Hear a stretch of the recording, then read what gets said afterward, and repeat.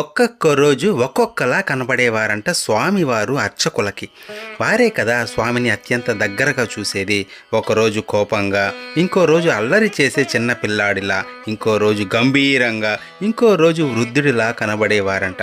కానీ ఒక్కొక్క రోజు చాలా సంతోషంగా, ముఖంలో ఆనందంతో కనబడేవారంట. ఎవరైనా పరమ భక్తుడు ఆయన కోసం వచ్చే ముందు స్వామివారి మోములో ఆ ఆనందం కనబడేదంట.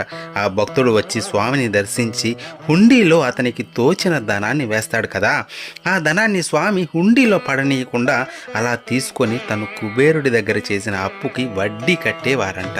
ఇలా స్వామికి సమర్పించే ఒక్క రూపాయి అయినా కూడా మన కష్టార్జితం అవ్వాలి. అలాగే మనం మనస్ఫూర్తిగా స్వామి వారికి సమర్పించాలి. అటువంటివి మాత్రమే స్వామి వారికి చెందుతాయి. మన ఛానల్ని సబ్స్క్రైబ్ చేసుకోవడం ద్వారా ఇటువంటి వీడియోలు ఎన్నో చూడవచ్చు. ఓం నమో వెంకటేశాయ అని కామెంట్ చేయండి.